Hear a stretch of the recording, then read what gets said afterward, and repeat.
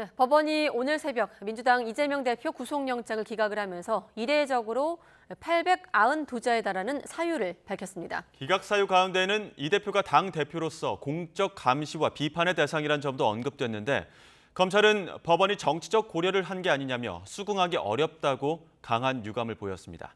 취재기자 연결해 자세한 내용 알아보겠습니다. 송재인 기자. 네, 서울중앙지방검찰청입니다. 네, 먼저 법원이 밝힌 기각 사유 시작부터 하나하나 짚어볼 텐데 기본이 되는 혐의 소명 여부에 대해서도 사건별로 법원의 판단이 달랐던 거죠? 네, 맞습니다. 먼저 백현동 개발비리 특혜 의혹의 경우 법원은 이 대표가 관여했다고 볼 만한 상당한 의심이 들긴 하지만 이를 입증할 직접적인 증거는 부족하다고 판단했습니다. 대북 송금 의혹도 결론은 같았는데요. 이 대표가 검찰이 주장하는 범행을 인식하거나 공모나 관여했는지는 다툴 여지가 있다고 봤습니다. 정리하면 의심스러운 정황은 있지만 성남시나 경기도 총책임자였던 이 대표의 관여를 입증할 핵심 증거는 부족하다는 말로 풀이됩니다. 다만 법원은 이 대표의 위증교사 혐의는 소명되는 것으로 보인다고 밝혔습니다.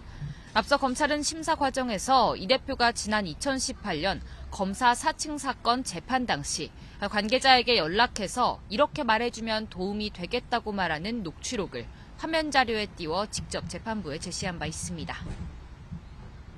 네, 앞서 이 대표 구속 여부를 가를 핵심은 증거인멸 우려일 거란 전망이 나왔지 않습니까? 이 부분에 대한 법원의 구체적인 판단은 어땠습니까? 네, 법원은 증거인멸 쟁점에 대해서도 사건별로 판단했습니다.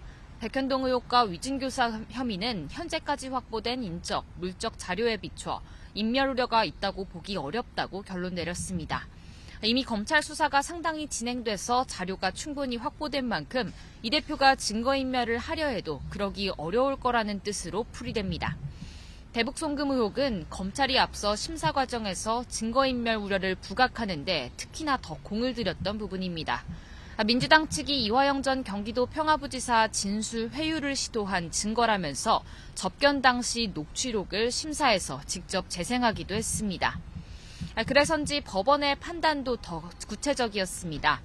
법원은 이 대표 주변인들이 이 전 부지사 진술에 부적절하게 개입했다고 의심할 만한 정황은 있지만 여기에 이 대표가 직접 관여했는지 단정하긴 어렵다고 판단했습니다.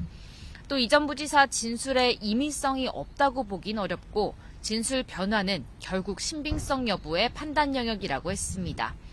결국엔 오락가락했던 진술은 진행되고 있는 본안 재판에서 따져볼 문제란 뜻으로 법조계에선 해석하고 있습니다.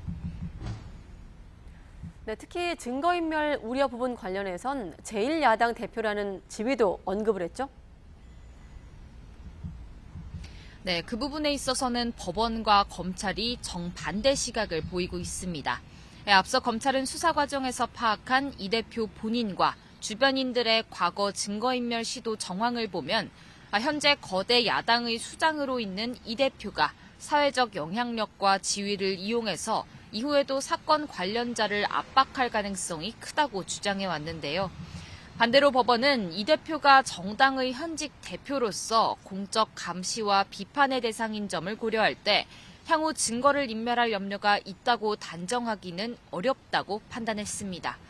또 이번 영장심사 결과에 영향이 있지 않겠냐 이런 말이 가장 많이 나왔던 게 아무래도 이 대표의 건강 문제였는데요.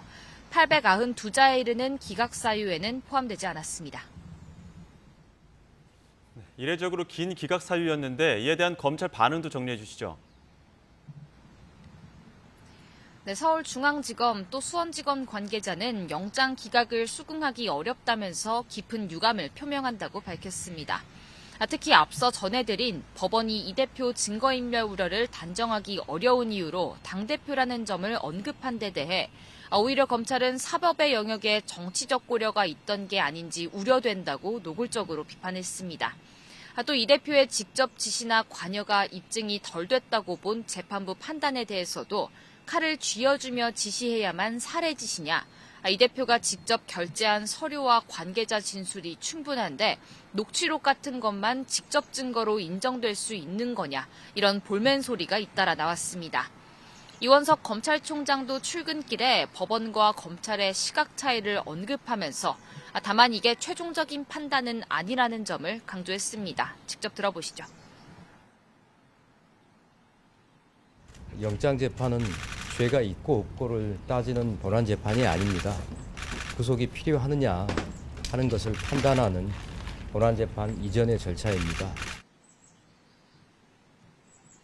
이재명 대표 수사 중인 사안도 있고 또 재판 중인 사안도 있는데 일단 이번 영장 기각 이후 이 대표 혐의들에 대해서 검찰의 향후 수사는 어떻게 되는 건가요?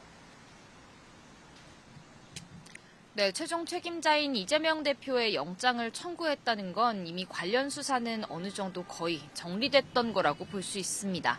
신병을 확보했다면 집중조사를 통해 윗선인 이 대표의 관여 여부를 파고들었겠지만 영장이 기각된 지금은 추가 소환 등이 어려운 상황입니다. 체포동의안이 국회 문턱을 넘어야 하는 정기국회가 한동안 이어지는 점 등을 고려하면 이번 혐의로 다시 영장을 청구하는 것도 검찰의 유력한 선택지는 아닌 것으로 보입니다. 이에 따라 영장심사에 올렸던 백현동과 대북송금 관련 혐의, 위증교사 혐의에 대해선 증거관계를 정리하는 대로 불구속 기소할 수밖에 없지 않겠냐 이런 전망이 나오고 있습니다. 문제는 2년 동안 이어진 이재명 대표 수사가 국회도 아닌 법원에서 제동이 걸린 만큼 남은 수사들에도 후폭풍이 불가피하다는 점입니다. 그래픽으로 준비해봤는데요. 현재 이 대표의 남은 수사는 중앙지검에서는 우선 대장동 비리 혐의와 관련한 428억 약정 의혹, 수원에서는 쌍방울의 쪼개기 후원 의혹과 배우자 김혜경 씨의 법인카드 유용 의혹이 남아있습니다. 또 수원지검 성남지청에서는 정자동 호텔 개발 특혜 의혹도 수사 중인데요. 이에 한동훈 장관은 출근길에 수사는 시스템으로 돌아가기 때문에 별도의 동력이 필요한 게 아니라고 말했습니다. 또 무리한 수사라는 비판에는 이렇게 답했는데요. 직접 들어보시죠. 체포동의안 서명에도 말씀드렸다시피 관련 사안으로 21명이 구속됐습니다. 무리한 수사라는 말을 동의하실 만한 국민들이 얼마나 계실지 모르겠습니다. 그럼에도 영장 기각으로 체면을 구긴 검찰이 이 대표 사건을 어떻게 처리할지 결정하기까지는 다소 시간이 걸릴 것으로 보입니다. 지금까지 서울중앙지검에서 YTN 송재인입니다.